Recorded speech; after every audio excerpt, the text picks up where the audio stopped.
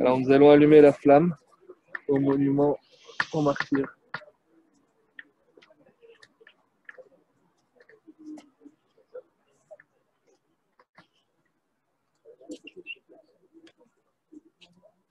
Je vais demander qu'il y ait un feu.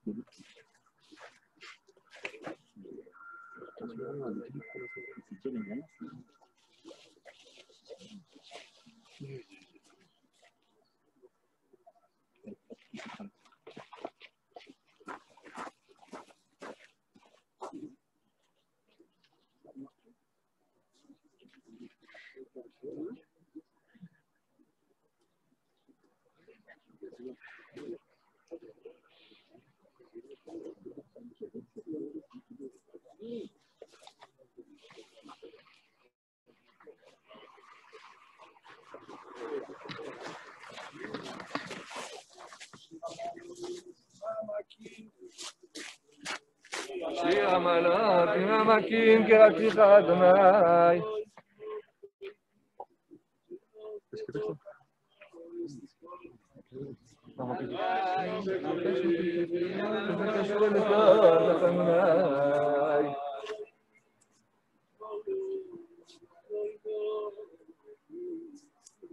כי בעוונות תשמע אדוני מי יעמוד.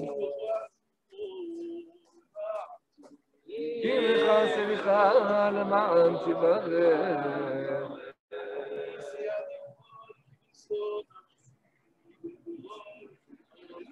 כי אדוני קיבלת נפשי ולא אכלתי.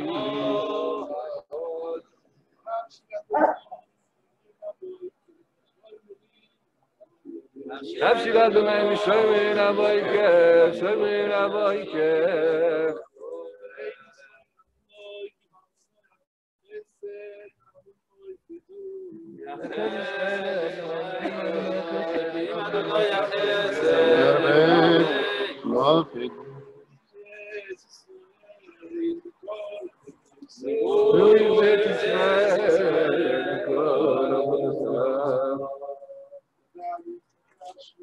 Amen. Amen.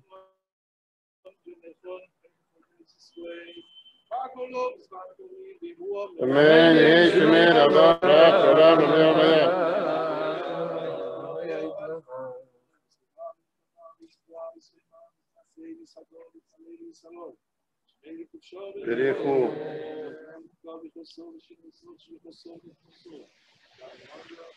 Amen.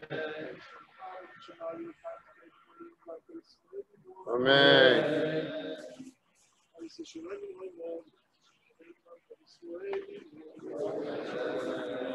Nous allons nous diriger à présent vers le hall pour la suite de la cérémonie. Merci. T'as le gouttier? Vas-y. Oui. Dans le hall.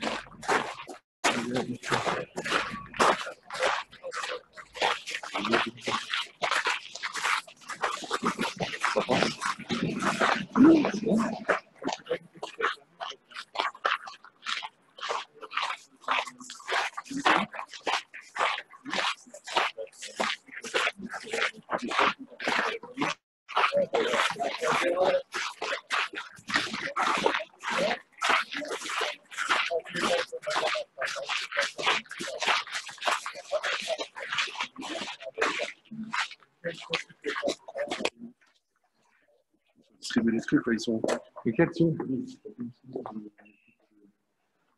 Allez, très bien. Tiens, je vais lui dire, Olivier, tiens. Milou. Voilà.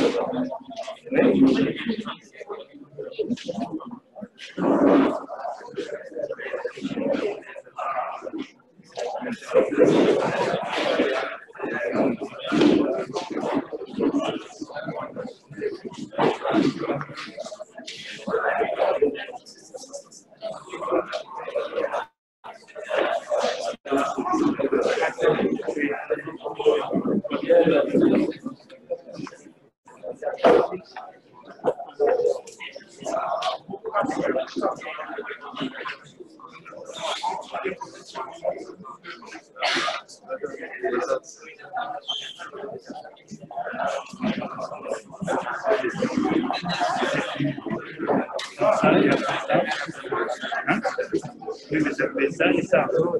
Parce que moi,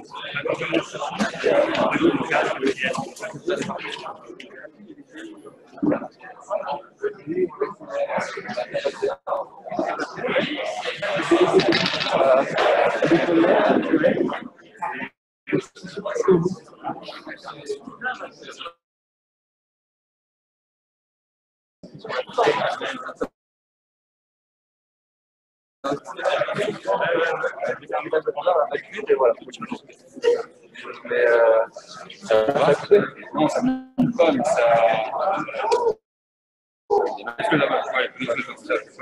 Ah ouais?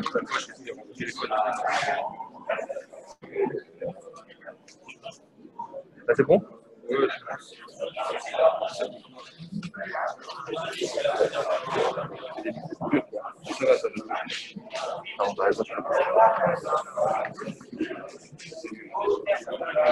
Bonsoir à tous, chers auditeurs. On va démarrer dans quelques minutes.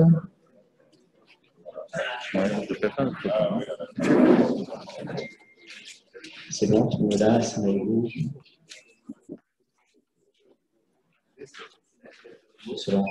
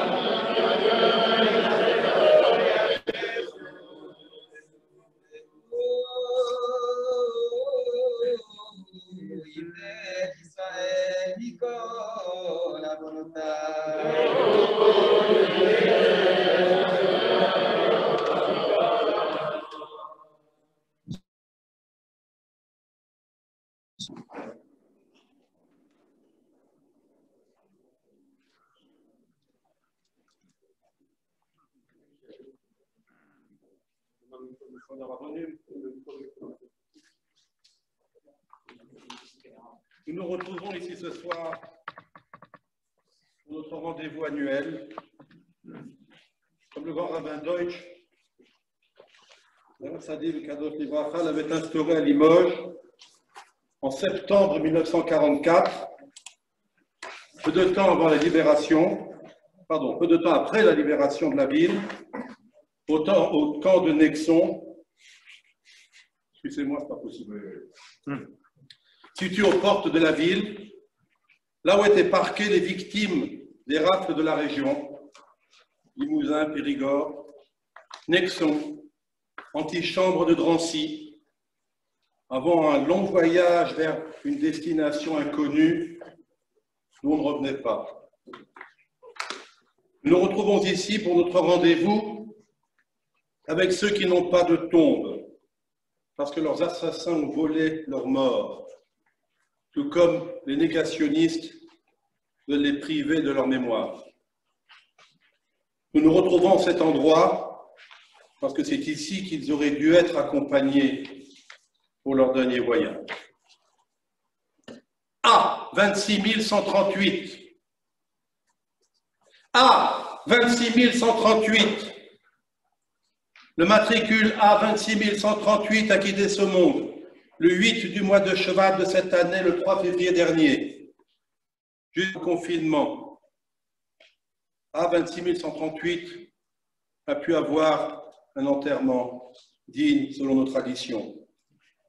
A 26 138 était avec ceux et celles qui, à Auschwitz, ont été réduits à des numéros, attribués et tatoués dans leur chair au fur et à mesure de leur arrivée aux portes de l'enfer. Leur habit de cotte ne disait-il pas « L'enfer est ici-bas, personne n'ose le reconnaître ».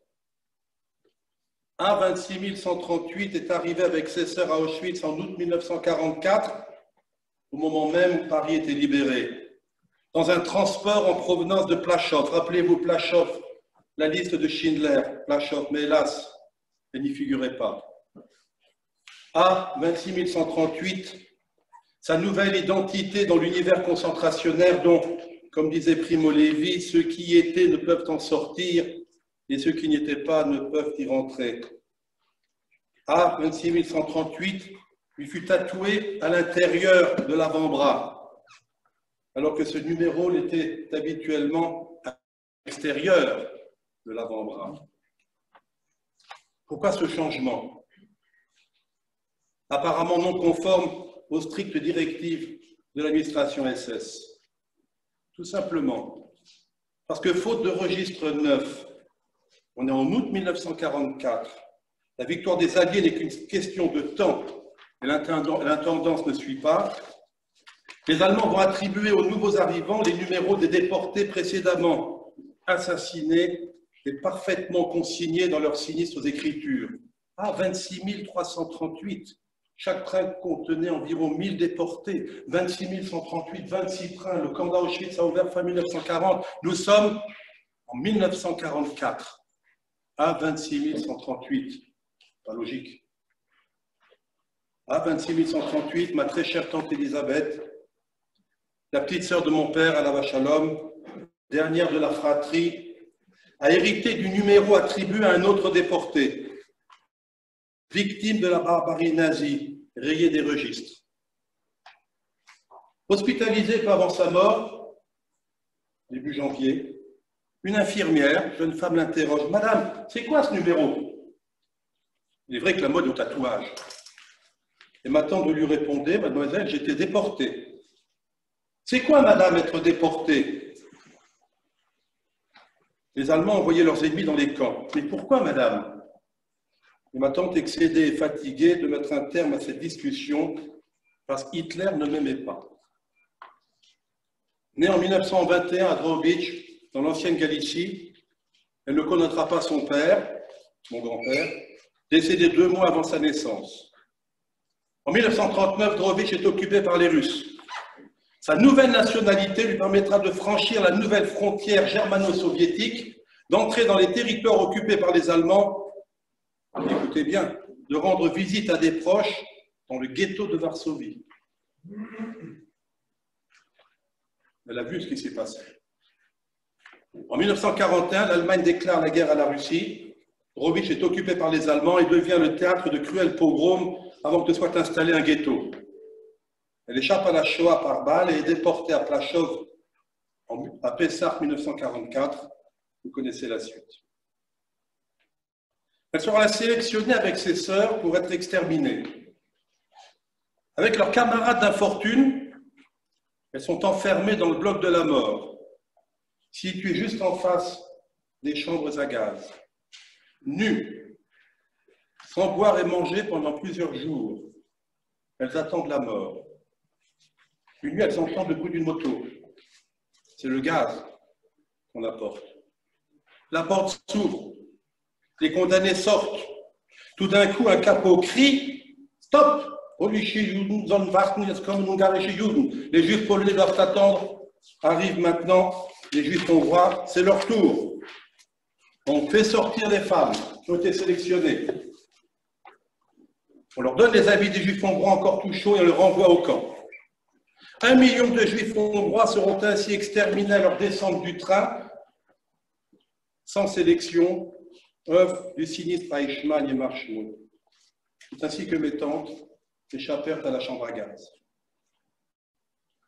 Il y a quelques années, lors d'une admission à l'hôpital, un médecin lui demanda, de façon tout à fait classique et administrative, « Bonjour madame, avez-vous subi des interventions chirurgicales ?» Ma tante lui répondit par l'affirmative. « Oui. »« Quand et où, madame ?»« L'appendicite, docteur, à Auschwitz, en janvier 1945. » Elle ne lui précisera pas qu'elle fut opérée de l'appendicite à Auschwitz sans anesthésie et les pansements étaient faits de papier et de chiffon, irréel. En mi-janvier 1945, les Russes se rapprochent du camp. Celui-ci doit être évacué. Les bruits courent que ceux qui restent seront exécutés. Les Allemands ont fait leur preuve, on peut les croire. Il faut partir. La marche de la mort. Plus de 1000 kilomètres à pied dans la neige, destination Ravensbrück. Ceux qui ne peuvent marcher assez vite, les blessés, les traînards sont impitoyablement abattus par les SS, qui ne veulent ni se battre contre les Russes, encore moins tomber entre leurs mains. Et pour cause.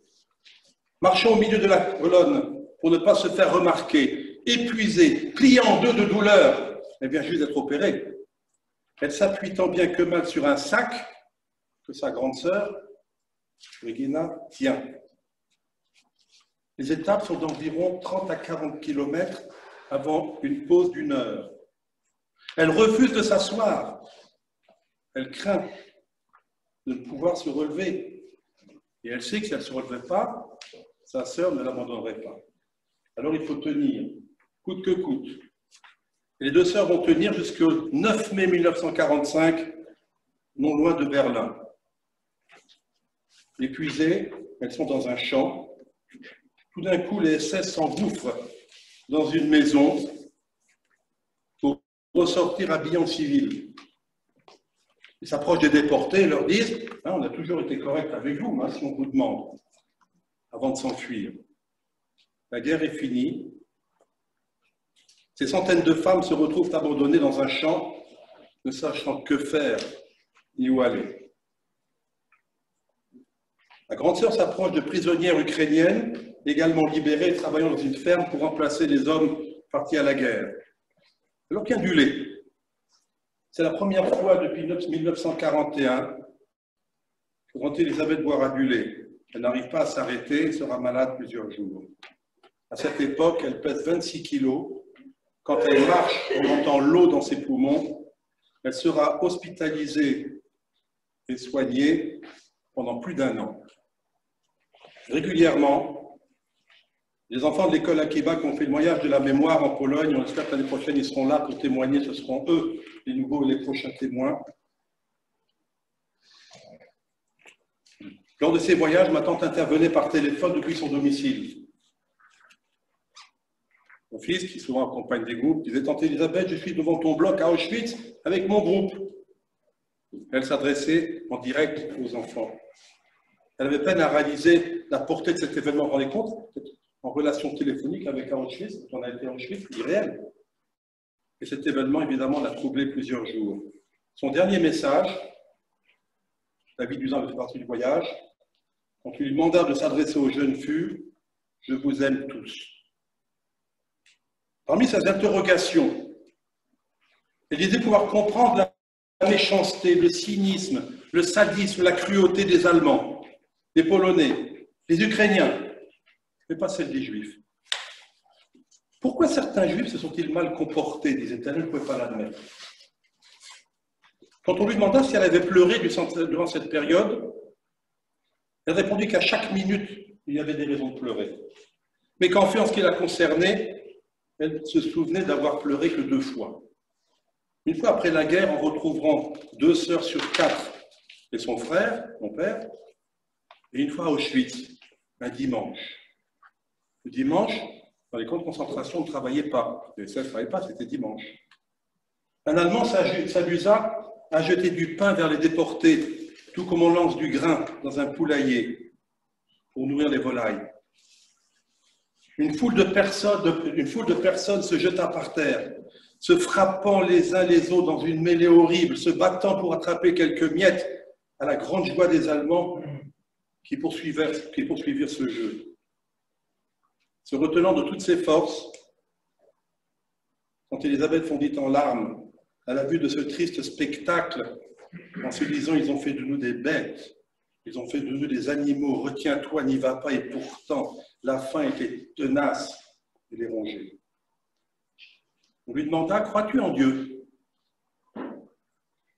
Elle réfléchit intensément et répondit, « Je me sens très juive, mais je ne comprends pas comment un père peut faire des différences entre ses enfants. Pourquoi certains ont péri et pourquoi d'autres ont survécu? Et pourquoi moi, je suis revenu? » Ce soir, ce n'est pas moi qui parle, c'est elle qui parle. Et comme elle ne peut plus parler, notre devoir à nous tous, c'est de perpétuer ces paroles à elle et à tous ceux qui ont vécu la Shoah. Alors n'oubliez pas, tante Elisabeth, ma tante, elle est notre tante à nous tous. Déjà Batarié, matricule A 26138. Une dernière réflexion en tant qu'une des dernières survivantes de la Shoah revenue de l'enfer concentrationnaire. Avec sa disparition s'estompe la puissance du témoignage pour laisser la place à celle de l'histoire. Si vous voulez bien, nous allons tous dire Kaddish à sa mémoire et à celle de tous ceux qui ont vécu ce qu'elle a vécu, à tous les déportés, Hachem Yikom Damam.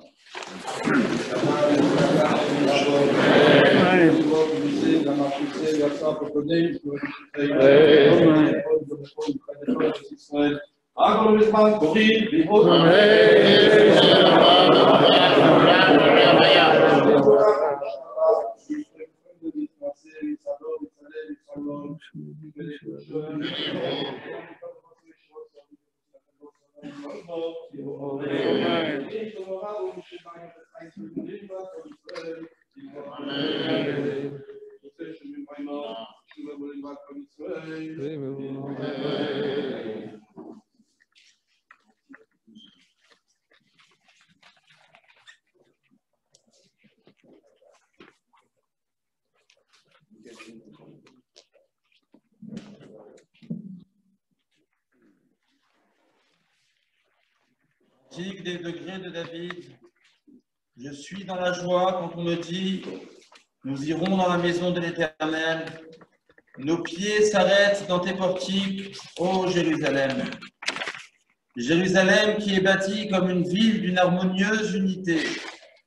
Car c'est là que montent les tribus de l'Éternel, selon la charte d'Israël, pour célébrer le nom du Seigneur. Car c'est là que sont établis les sièges de la justice, les sièges pour la famille de David. Présentez vos saluts de paix à Jérusalem. Qu'ils soient heureux ceux qui t'aiment.